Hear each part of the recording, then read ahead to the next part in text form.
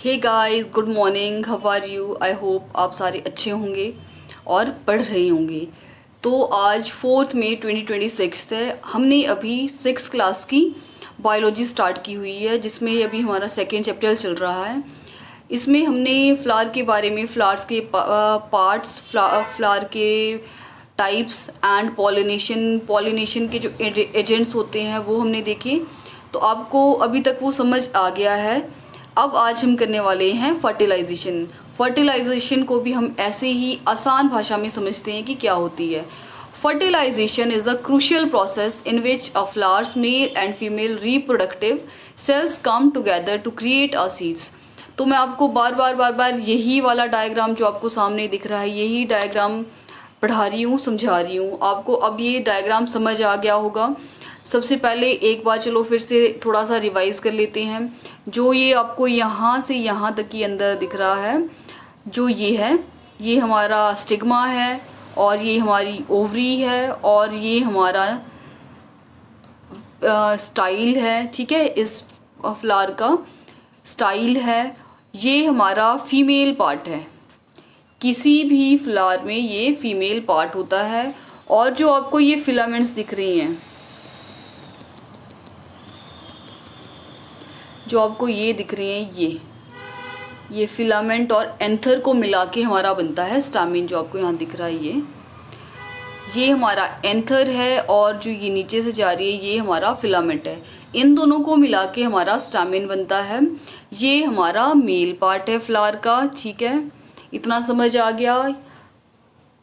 अब दोबारा से देख लो। अब जो ये वाला पार्ट है, ये हमारा female part of the flower है, और जो ये है ये male part of the flower है। इतना आपको समझ आ गया। इसके आगे अब फर्टिलाइजेशन क्या है। फर्टिलाइजेशन जब ये फीमेल पार्ट और मेल पार्ट कम टुगेदर इकट्ठे होते हैं तो एक सीड क्रिएट होता है। सीड कहाँ क्रिएट होता है? इस ओवरी में। ठीक है, समझ आ गया। अब ये प्रोसेस हो सकती है, या तो ये 2 टाइप से होती हैं। इसको चलो पहले बाद में देखेंगे, पहले इतना समझ आ गया। उसके बाद है this process is essential for flowering plants to ensure the continuation of their species by reproduction. जो ये प्रोसेस है, जो फर्टिलाइजेशन है, वो बहुत नेसेसरी होती है, बहुत ज़रूरी, असेंशियल होती है किसी भी फ्लावर में। क्यों? ताकि वो अपने जैसे ही और फ्लावर्स को ग्रो कर सके, रिप्रोड्यूस कर सके। ठीक है, अगर आप मेरे साथ आपने पहले की दोनों वीडियोस देखी है फ्लावर की, तो आपको बिल्कुल याद होगा कि हम कैसे कर रहे हैं। ठीक है, तो क्योंकि मैंने आपको उसको बहुत आसान तरीके से और बिल्कुल डीपली समझाया हुआ है कि कैसे करते हैं। तो मैं आपको रिमाइंड करवा दूँ, अगर आपने मेरे चैनल को सब्सक्राइब नहीं किया है तो प्लीज़ सब्सक्राइब कर लें, लाइक करें, और अपने और फ्रेंड्स को भी शेयर ज़रूर करें। फिर नेक्स्ट है स्टेप्स इन्वॉल्व इन फर्टिलाइजेशन। अब जो फर्टिलाइजेशन है उसमें क्या क्या इन्वॉल्व होते हैं स्टेप्स। सबसे पहले तो पॉलिनेशन। पॉलिनेशन मैं आपको बार बार समझा रही हूँ जब से ये हमने चैप्टर स्टार्ट किया हुआ है।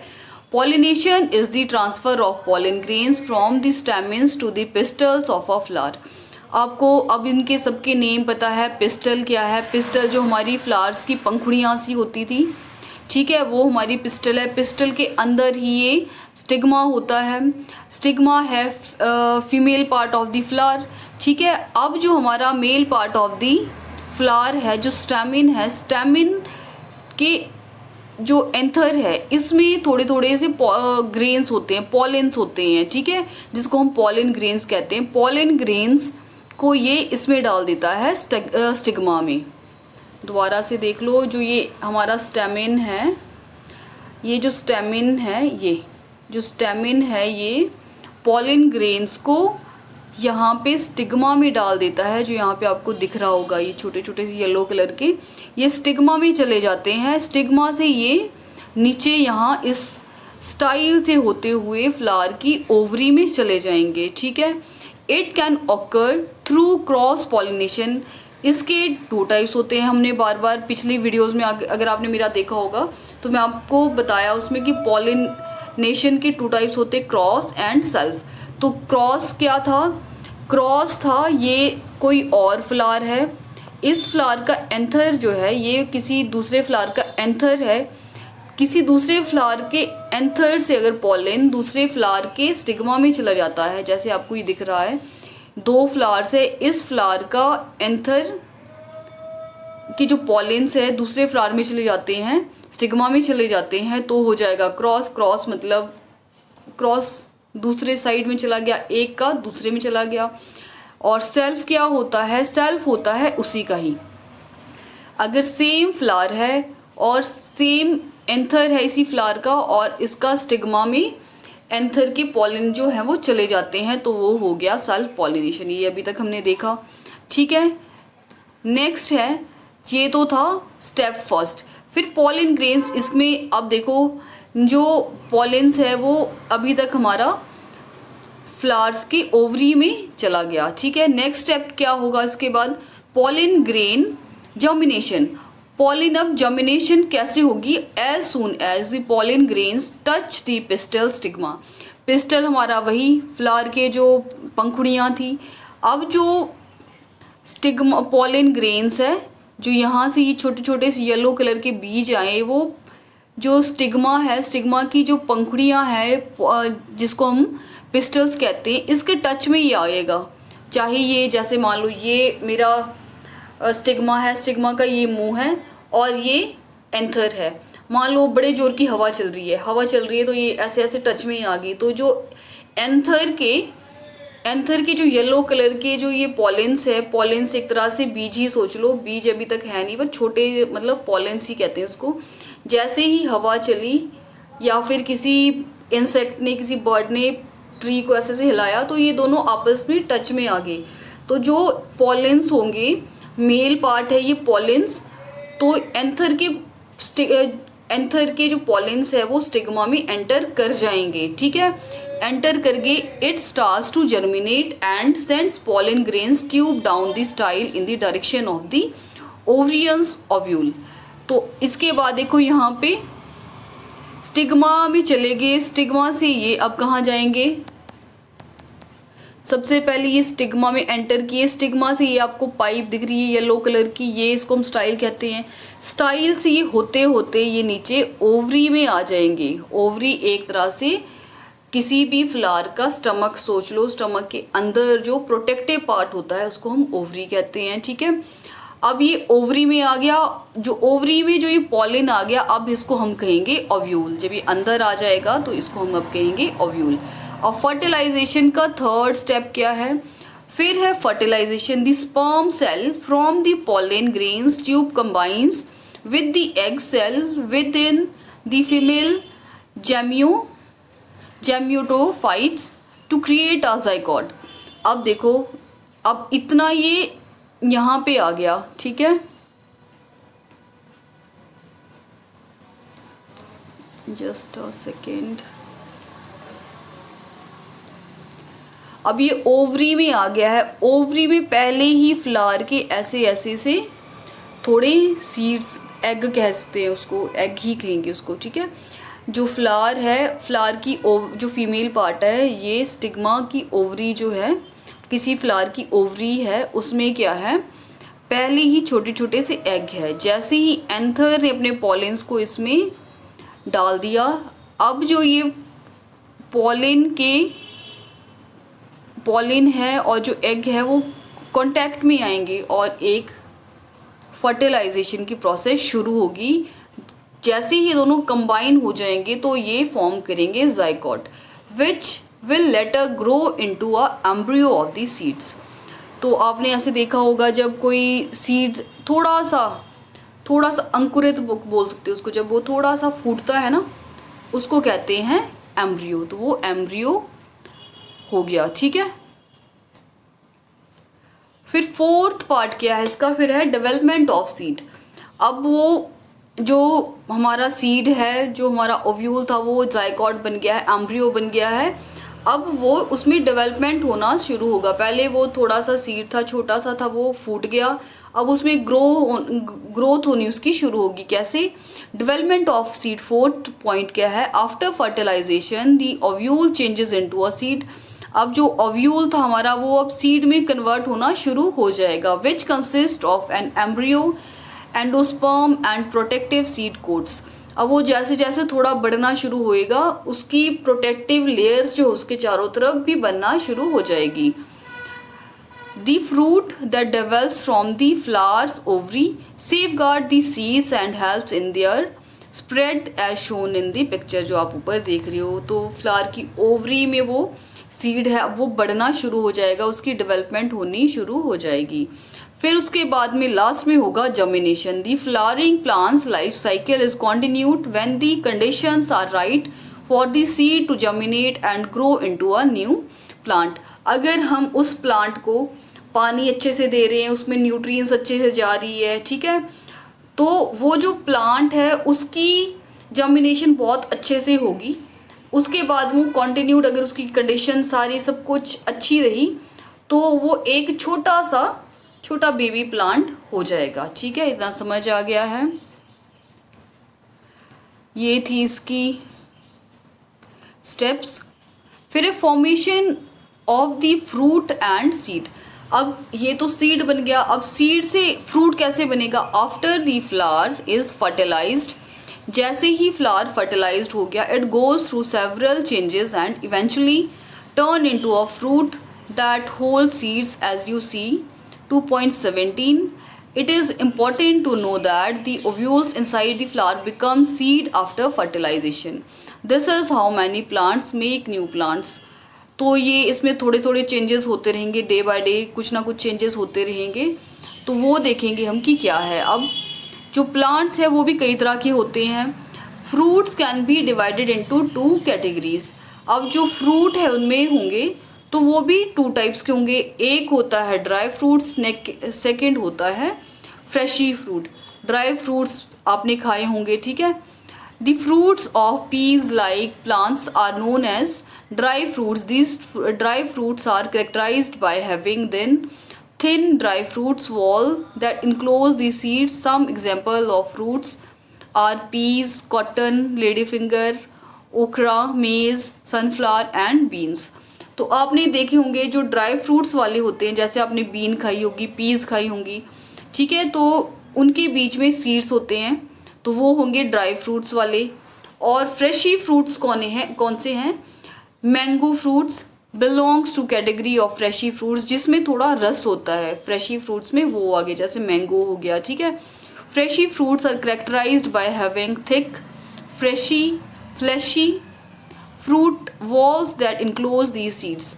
तो इसमें क्या होता है, बाहर में फ्लैशी होंगी इसकी, है ना, और उसके अंदर में बहुत ज़्यादा मतलब एक सीड होगा, उसके बाहर में रस जैसे मैंगो के फ्रूट में होता है वैसे होगा। लेकिन जो ड्राई फ्रूट्स होंगे उसमें थिन लेयर होगी और अंदर सीड होगा, लेकिन मैंगो का अलग है, वो फ्लैशी फ्रूट हो गया, ठीक है। Here are some examples of fleshy fruits और mango, tomato, brinjal, orange, coconut, plum, ये आपने खाए होंगे, ये नीचे दिया हुआ है, ठीक है। फिर है पार्ट्स ऑफ फ्रूट। अब जो फ्रूट है उसके भी पार्ट्स होते हैं। कौन कौन सी? The portion of fleshy fruit that encloses and safeguard the seeds is called pericarp. तो जो फ्लैशी फ्रूट होते हैं वो उसके बाहर में जो ऊपर आपको जैसे दिख रहा है, ये फ्लैशी फ्रूट है हमारा, तो इसके बाहर में लेयर्स बनी हुई है, कोट की हुई है, सेफ गार्ड है, जो उसके सीड है वो अंदर प्रोटेक्ट है, ठीक है। अब जो ये है उसको हम कहते हैं pericarp. Each portion of pericarp in fleshy fruit serves the following function. अब जो ये अंदर सीड्स है ये पूरा है ना, तो इसके भी अलग अलग फंक्शन है, वो देख लेते हैं क्या है। इसका है, पहला है epicarp. It is the outermost covering of the fruit, frequently refer to as skin. जो एपिकार्प होता है वो किसी भी फ्लैशी फ्रूट का बाहर की स्किन होती है, जैसे टोमेटो की आपको ऊपर स्किन दिख रही है ये, ठीक है, तो ये इसकी एपिकार्प है। इसका मेन पर्पस होता है कि किसी भी फ्रूट को डैमेज ना हो, जैसे हमारी स्किन होती है वैसे ही किसी भी फ्रूट की स्किन होती है, उसको हम कहते हैं एपिकार्प। उसका मेन काम यही है कि वो किसी भी फ्रूट की अंदर के, चाहे सीड है चाहे उसके कुछ भी पल्प है, उसको वो क्या करके रखेगा, सेव करके रखेगा, उसको हार्म नहीं पहुंचने देगा और ना ही उससे वाटर लॉस होने देगा। ठीक है। फिर है मेसोकार्प। मेसोकार्प क्या है? The middle layer of the fruit called the mesocarp contains most of the edible part. जो खाने वाली चीज़ें हैं उसको हम कहते हैं मेसोकार्प। जैसे कि आपको ये एक पेयर दिख रही है, ठीक है, इसमें देखो सबसे बाहर वाली जो लेयर है ये, इसको कहा एपिकार्प। उसके जो थोड़े अंदर की है वो है मेसो, और सबसे अंदर वाली जो है उसको कहेंगे एंडोकार्प। कार्प आपने याद रखना है, बाहर वाली एपी, इसको हम ऐसे याद कर सकते हैं एपी मीसो एंड। ठीक है, एपी मीसो एंड। एपी मतलब बाहर वाली स्किन, मीसो मतलब अंदर वाली, मतलब मिडल वाली, और एंडोकार्प मतलब बहुत अंदर वाली, जो बिल्कुल अंदर को है। तो जो मीसोकार्प है उसका मेन फंक्शन क्या है? It provides nutrients and water to growing seeds and attract animals to spread them. तो जो मीसोकार्प है उसका मेन काम है कि वो न्यूट्रिएंट्स, वाटर सीड को देता रहे, और जो बाहर के एनिमल है उसको वो अट्रैक्ट करता है। अट्रैक्ट इसलिए करता है कि जो उसका सीड है वो वहाँ से किसी और जगह पे लेके जाए और उसके तरह ही स्पीशीज उग जाए। ठीक है। फिर एंडोकार्प मैंने बताया, जो सबसे अंदर वाली लेयर्स होंगी the endocarp enclosing the seeds and it is innermost pericarp layer. Its purpose is to shield the growing seeds from harm and aid in controlling their growth and development. जो endocarp है इसका काम है, जो हमारा seed है, किसी भी फ्लावर का जो सीड होता है उसको प्रोटेक्ट करना। जो एंडोकार्प है वो लेयर है किसी भी सीड की, वो उसको हार्म नहीं पहुंचने देती है। ठीक है। आई होप आपको ये चीज़ें समझ आ रही होंगी। फिर नेक्स्ट है फंक्शन ऑफ अ फ्रूट। अब फ्रूट का फंक्शन क्या होता है? Fruits are the reproductive part of a plant and are responsible for the following. किस किस के लिए ये रिस्पॉन्सिबल होता है? सबसे पहले तो सीड डिस्पर्सल के लिए। Fruit aid in seed dispersal utilising various method such as wind catching wings, animal attachment and animal consumption, allowing seeds to spread and grow in far off areas. तो seed dispersal है कि जो seed है वो एक जगह से दूसरी जगह चला जाएगा, चाहे वो विंड से जाए, चाहे वो किसी एनिमल के थ्रू जाए। ठीक है, चाहे किसी एनिमल ने उसको कंज्यूम कर लिया है ऐसे चले जाए। ठीक है, तो वो एक जगह से कहीं दूसरे जगह पे सीड का डिस्पर्सल होना। ठीक है। फिर है second, seed nutrition and protection. Fruits offer developing seeds are nourishing and safe environment that helps them germinate and grow into a new plant. अगर सीड को अच्छी न्यूट्रिशन मिल रही है तो जो एक हमारा सीड है वो बहुत अच्छे से ग्रो करेगा, बहुत अच्छे से डेवलप होगा, और जो उसके फ्रूट होंगे वो भी अच्छे से ग्रो हो पाएंगे अगर उसको सेफ एनवायरनमेंट मिलता है, और तो उसका ग्रो जो है वो अच्छी होगी और न्यू प्लांट अच्छे से उग जाएगा। ठीक है। फिर है reproduction. Fruits are formed from pollinated flowers protecting seeds and aiding the plants life cycle by releasing mature seeds for new plant growth. तो रिप्रोडक्शन अभी हमने देखा, पॉलिनेटर्स जो होते हैं वो एक जगह से दूसरे जगह पे सीड्स डाल देते हैं। ठीक है, और वहाँ पे न्यू साइकिल जो फ्लावर है वो उग जाता है। ठीक है, फ्लावर मतलब एक नया प्लांट है जो वो उग जाता है। फिर है दी सीड एंड इट्स टाइप। अब सीड भी बहुत सारे टाइप्स के होते हैं। ठीक है, तो इनको देख लेते हैं। A seed is a plants reproduction organs. ठीक है, तो सीड जो है वो मेन पार्ट यही है किसी भी प्लांट को रिप्रोडक्ट करने के लिए, इंक्लूडिंग अब सीड में क्या क्या होते हैं? एम्ब्रियो होता है, कॉटिलेंडन होता है, प्लम्यूल होता है, और रेडिकल होती हैं। ठीक है, इसको हम नेक्स्ट पेज पे देखेंगे कि क्या क्या ये होता है। देखो अब ये एक सीड दिखाया हुआ है अंदर से। जब हमारा सीड अंकुरित हो जाता है ना, सिर्फ थोड़ा फट सा जाता है, आपने देखा होगा। जैसे एक प्रोसेस करना, आप चने ले लेना या फिर मटर ले लेना या फिर राजमा ले लेना, ठीक है। उसको पानी में डिप करके रखा, बहुत दिन तक डिप करके रखा, तो थोड़े दिन में क्या होगा, उसके बीच में से, जैसे आपको ये डायग्राम में दिख रहा है, ऐसे उसमें से थोड़ी ग्रीन ग्रीन टाइप की पत्तियां सी निकलती दिखेंगी। और जो सीड होगा आपका वो ऐसे टू टाइप्स में डिवाइड हो जाएगा, ऐसे फूट जाएगा वो, ठीक है। जब ये फूट जाएगा तो उसके बीच में जो होगा, देखो सीड कोट, ये सीड है, सीड के बीच में और छोटे छोटे से सीड हैं, उसको हम कहेंगे सीड कोट। जो बाहर है वो सीड कोट है। जो अंदर ये आपको ग्रीन कलर की दिख रही है, ये इसको कहा प्लम्यूल। और जो ये नीचे सीड दिख रहा है वो है रेडिकल और कॉटिलेडन। ये दोनों पार्ट में डिवाइड हो जाएगा, उसको कहेंगे कॉटिलेडन्स। अब इसमें देखेंगे कॉटिलेडन्स क्या है। The cotyledons is a seed components that stores nutrients for the growing embryo. जो कॉटिलेडन्स है उसी में ही सारा कंपोनेंट स्टोर होता है, जैसे न्यूट्रिएंट्स हो गए, वाटर होगी, इसी में ही स्टोर होगा। जो हमारा ग्रोइंग न्यू एम्ब्रियो है उसको न्यूट्रिएंट्स प्रोवाइड करता रहेगा। फिर एम्ब्रियो क्या है, after germination the seed will produce an embryo which is a young plant. Embryo होता है जब एक प्लांट कोई थोड़ा सा उग जाता है, तो थोड़ा यंग, उसमें से छोटा सा, बिल्कुल छोटा सा प्लांट निकलेगा, उसको हम कहते हैं एम्ब्रियो, ठीक है। फिर प्लम्यूल क्या है, a plumule is an embryonic shoot that will grow into the plant stem and leaves.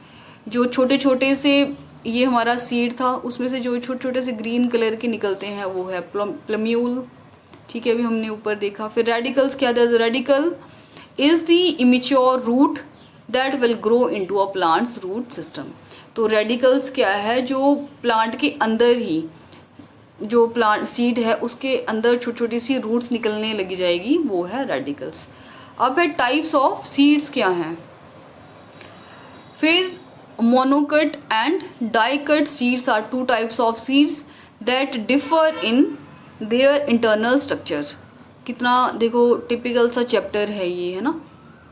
अगर आप रेगुलर टच में नहीं रहोगे बुक्स के तो आपको ये समझ नहीं आएगा। अगर आपने सोचा कि चलो मैं यही पढ़ लेता हूँ, मोनोकट और डिकॉट ही पढ़ लेता हूँ, तो आपको समझ ही नहीं आएगा। सबसे पहले आपको स्टार्टिंग से किसी भी फ्लावर का या किसी भी प्लांट की पूरी पढ़नी पड़ेगी कि कहाँ से कैसे हुआ, उसका स्ट्रक्चर समझना पड़ेगा। अगर आपको फ्लावर का अंदर का सीड का स्ट्रक्चर नहीं आता होगा, फ्लावर का स्ट्रक्चर नहीं आता होगा, तो आपको ये समझ ही नहीं आएगा चैप्टर। तो मैं बार बार बोल रही हूँ, अगर आपने ये वाली वीडियो पहले देखी है और इस चैप्टर की दूसरी वीडियोस आपने नहीं देखी हैं, तो पहले वो देखो, आपको तभी ये समझ आएगा चैप्टर, अदरवाइज आपकी समझ में ये चैप्टर आने वाला नहीं है, ठीक है। तो अब देखो मोनोकॉट क्या है। Monocot seeds have one part of inside the cotyledons.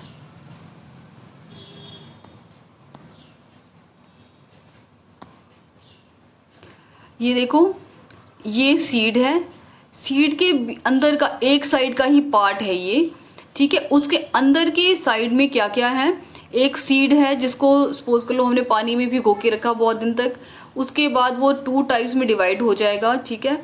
तो जो बाहर की उसकी लेयर होगी, तो ये बाहर की उसकी लेयर है, उसको कहा सीड कॉड। उसके जो थोड़ा सा अंदर ये वाइट वाइट कलर का ऐसे दिखता है ना, वो है एंडोस्पर्म। एंडोस्पर्म और प्लम्यूल मैंने आपको बता दिया अभी। और कॉटिलेडन्स ये है। रेडिकल भी अभी मैंने आपको बता दिया, जो उसकी रूट्स आएंगी अंदर सीड के अंदर, ठीक है। तो वो क्या है,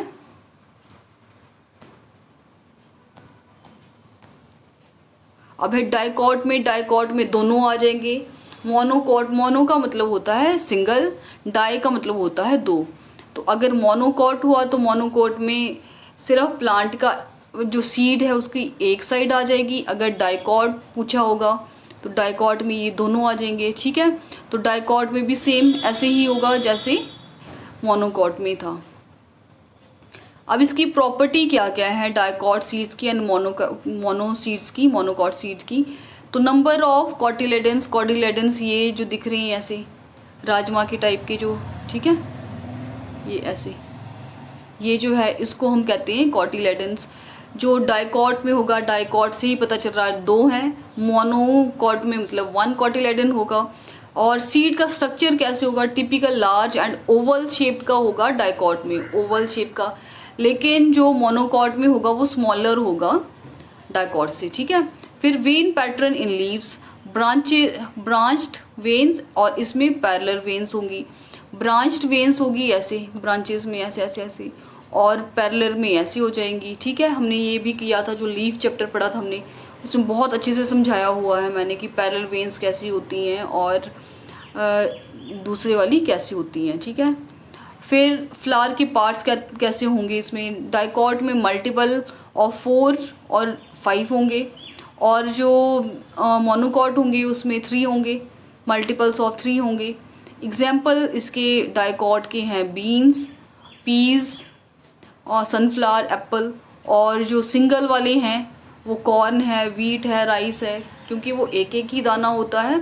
और पीज़ में आपको बहुत सारे होंगे, पीज़ देखिए ना आपने, उसमें 1 दाना 5 दाने ऐसे, मतलब मल्टीपल ऑफ सीड्स होते हैं, ठीक है।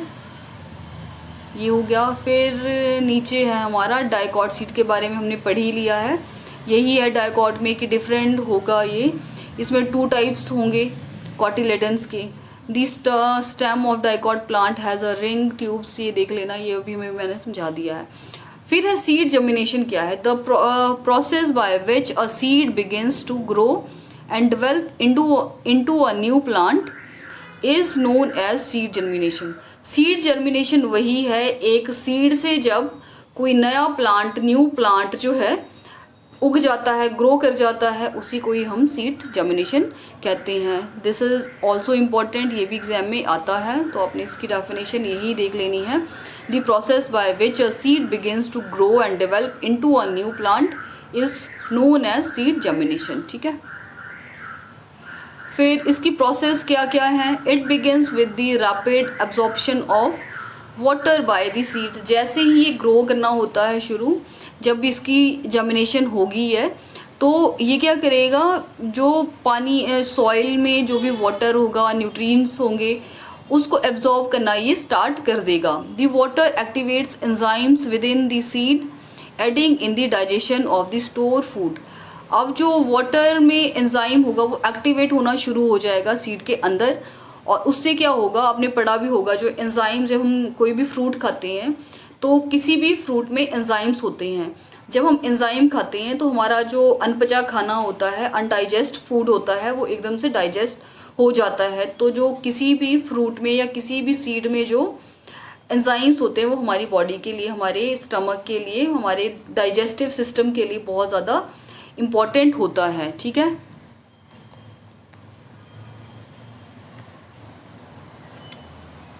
ये देखो ऊपर बताया हुआ है सीड की कैसे कैसे ग्रो करता है, जर्मिनेशन किसी भी सीड की कैसे होती है। देखो सबसे पहले जैसे ये छोटा सा ग्रो करना शुरू हुआ, फिर इसकी रेडिकल, जो उसकी जड़ें हैं, रेडिकल्स क्या थी, हमारी जड़ें ही थी बेसिकली, जो उसकी रूट्स हैं वो थोड़ी बड़ी होनी शुरू हुई। फिर इसकी प्लम्यूल आया, प्लम्यूल क्या था, वो ग्रीन कलर का है ना, रूट भी होगी, मतलब रेडिकल भी होगा, और इसकी प्लम्यूल जो ग्रीन कलर का, वो थोड़ा ग्रो होना शुरू हो जाएगा। फिर लास्ट में इसकी रूट्स भी बढ़ जाएगी, और जो उसका वो ग्रीन कलर का प्लम्यूल है वो भी ग्रो होना शुरू हो जाएगा, ठीक है।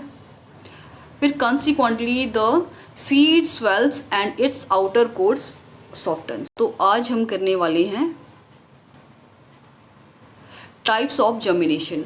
जर्मिनेशन हमने देख लिया है, जर्मिनेशन क्या था, जर्मिनेशन की टाइप्स आज हम देखेंगे।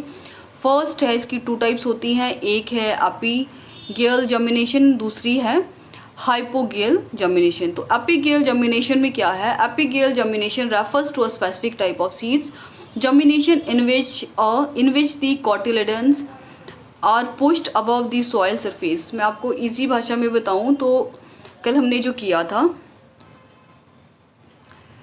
ये हमारा सीड था ऐसे, अगर 2 सीड होंगे, 2 होंगे, ये 2 में डिवाइड हो जाएगा, तो डाइकॉट और मोनोकॉट हमने किया था, ठीक है। मोनोकॉट या डाइकॉट के अंदर, किसी के भी अंदर सीड जब ग्रो करना शुरू होता है तो उसमें कॉटिलेडन्स होते हैं। कॉटिलेडन्स में हमने पढ़ा था उसकी रूट निकलनी शुरू होती है। जब रूट निकलेगी तो रूट के ऊपर को पम्यूल जो था हमारा, पम्यूल ग्रीन कलर का, जब वो थोड़ा बड़ा होना शुरू हो जाएगा, जो ग्रीन कलर का ऐसे निकलेगा उसको हम कहते हैं कॉटिलेडन्स। कॉटिलेडन्स जैसे जैसे ग्रो करना शुरू होगा तो वो सॉइल के अंदर, सॉइल के सरफेस में जाना शुरू कर देगा। This happens because the hypocotyl elongate more rapidly than the epicotyle during this epigeal germination. तो इसमें क्या होगा, ये सॉइल के अंदर को चला जाएगा, मतलब इसकी रूट्स आनी शुरू हो जाएगी इसमें, ठीक है।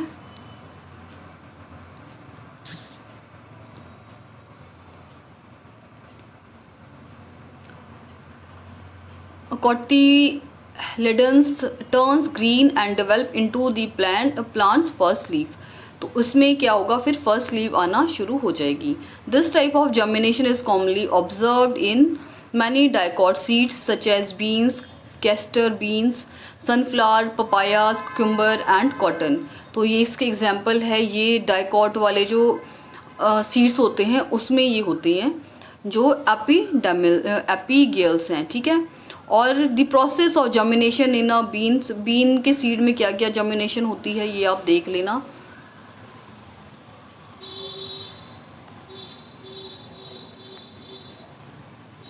फिर है हमारा hypogeal germination. In hypogeal germination the cotyledons remains beneath the soil because the epicotyle, the part of the stem above the cotyledon, elongated more rapidly than the hypocotyle, the embryonic stem. This phenomenon is observed in various seeds including मेज, monocot seeds वाले में होंगी। तो इसमें क्या होगा, seeds जो है वो बहुत नीचे को जाएगी और जो लीफ है वो ऊपर को होगा, ठीक है। ये होंगी जैसे कॉर्न होंगी, जो ग्राम होगी, पीस होगी, वो मेज़ हैं, इसके एग्जांपल हैं, ठीक है। आज ये चैप्टर कंप्लीट है, मेज़ के सीड की जर्मिनेशन भी देख लेना। आज ये चैप्टर हमारा कंप्लीट हो चुका है। देख लेते हैं इसके क्वेश्चन आंसर। अगर आपने मेरी सारी वीडियोस अच्छे से देखी होगी तो आपको कोई दिक्कत नहीं आएगी क्वेश्चंस में, क्योंकि हमने बहुत अच्छे से किया हुआ है ये। फर्स्ट देखते हैं, tick the correct option. What is the purpose of the pericarp in fleshy fruits. तो पेरिकार्प जो हमने कल ही देखी थी, कल वाली जो वीडियोस थी हमारी, तो उसमें क्या था कि उसका मेन पर्पस क्या होता, to attract animals for seed dispersal, to protect the seeds from harm, to provide nutrients and water to the growing seeds, to prevent water loss। तो पेरिकार्प का जो मेन पर्पस था वो क्या था, तो इसका था to protect the seed from harm, ठीक है। क्योंकि जो पेरिकार्प था हमारा वो आउटर मोस्ट स्किन, जैसे हमारी स्किन होती है हमें प्रोटेक्ट करती है, वैसे ही किसी भी फ्रूट में जो फ्लैशी फ्रूट होता है उसकी जो स्किन होती है वो उसको प्रोटेक्ट करता है ताकि वो हार्म ना हो, ठीक है। फिर नेक्स्ट क्वेश्चन इज, इसका आंसर है सी, फर्स्ट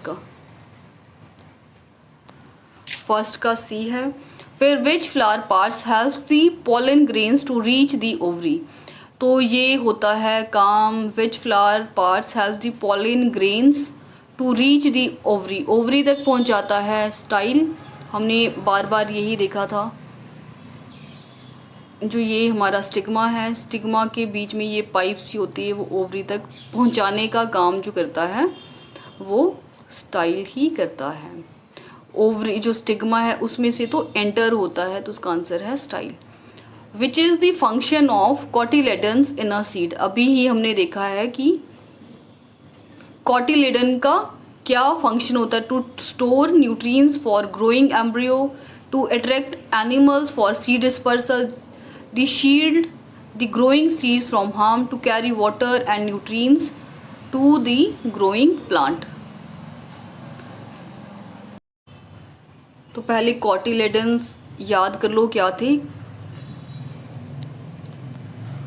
ये कॉटिलेडन्स थे, ये डिकॉट भी हो सकते हैं और ये मोनोकॉट भी हो सकते हैं, जो सीड के ये, ठीक है। तो ये मेन इसका जो यहाँ ये वाला पार्ट था, ये वाला पार्ट, इसको कॉटिलेडन्स कहते थे। कॉटिलेडन्स का काम होता है इसके न्यूट्रिएंट्स को स्टोर करके रखना। तो उसका जो आंसर है वो है